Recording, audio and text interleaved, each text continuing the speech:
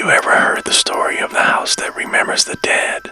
It's a place that doesn't just hold memories, it collects them, and sometimes it collects the people who visit too. I'm not talking about a simple haunting, but something far more personal, far more sinister. Tonight, we're stepping inside. Imagine you're part of a small group of urban explorers, drawn to this abandoned mansion by whispers and legends. The air is thick and heavy the moment you cross the threshold, tasting of dust and something metallic, almost like old pennies. The front door creaks shut behind you, and for a long moment, the only sound is your own breathing. Then it begins. A whisper, soft as a breath against your ear, says your name. Just yours.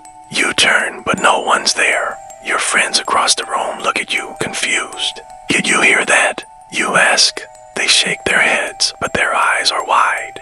One of them whispers back, I heard my name.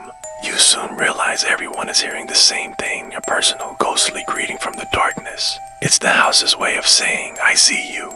As you move deeper into the decaying grandeur of the home, a chilling rhythm starts to emerge. With every beat of your heart, a floorboard creaks somewhere in the house. Thump-thumpy creak, thump-thumpy creak.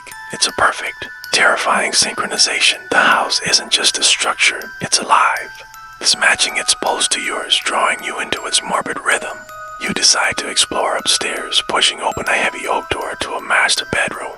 The air is colder here. As the last person enters, the door swings shut behind you, not with a slam, but with a silent, deliberate grace. You try the handle, but it's locked. Then the sound starts, a faint asterisk, click asterisk, and another, and another. The sound of a lock tumbling echoes through the room for what feels like minutes. A phantom mechanism sealing you inside. Panic starts to bubble up.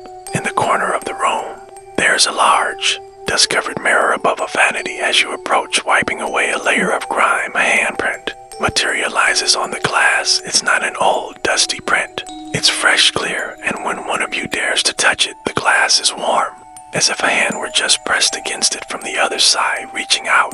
A silent, desperate message from a trapped soul or a chilling invitation. Suddenly, a new sound drifts up from downstairs. It's the faint, tinkling melody of a piano. You manage to force the bedroom door open and cautiously make your way back to the grand living room. There in the center sits a beautiful grand piano, its keys moving on their own.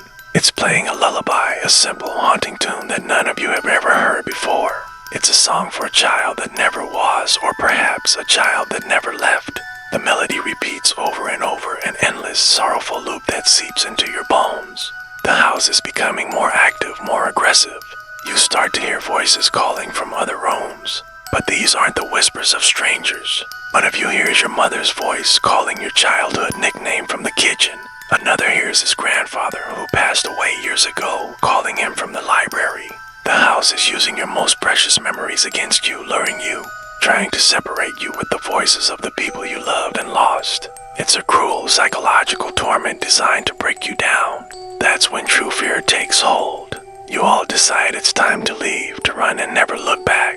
You rush to where the front door was, but it's gone. In its place is a solid, unbroken wall of peeling wallpaper. You frantically search for another exit, another window, but the layout of the house seems to shift and change around you. Always stretch into infinity, doors open into rooms you were just in, and staircases lead back to where you started. The house is a living maze, and it has no intention of letting you go. It's swallowing you whole. The group is in a state of pure terror now, running blindly through the shifting corridors. One of your friends stops dead in his tracks, staring at a small, framed photograph on a side table. He picks it up, his hand trembling. His face goes white. You crowd around to see what has shaken him so badly. The photo is of him, standing right where he is now, inside the house. The timestamp on the photo says it was taken 2 hours before you even arrived. The house didn't just know you were coming, it was waiting for you. It had already claimed you. Then comes the final, horrifying discovery. You notice something on the dark, wooden walls of the hallway. You pull out your flashlight and trace its beam across the surface. There are names, hundreds of them, scratched into the wood. They look like they were written in something dark and dried, something that looks horrifyingly like blood. As your light moves across the wall, you find a fresh set of carvings, names that weren't there when you first walked down this hall. Your name, and the names of all your friends. You are the newest additions to the house's collection. Your story will now be etched into its walls, permanent part of its memory. As you stare at your name, a reflection catches your eye in a darkened window pane. It's you, but not you. Behind your terrified reflection, another figure hangs, suspended from the ceiling. Its face is your own, locked in a silent scream. The house doesn't just remember the dead. It shows you your own future here within its walls. You're not just a visitor anymore. You're home. This is the legend of the house that remembers. A place where the past is never dead and the future is a foregone conclusion. A place that learns your name, your fears, your loved ones, and then makes you a permanent part of its story.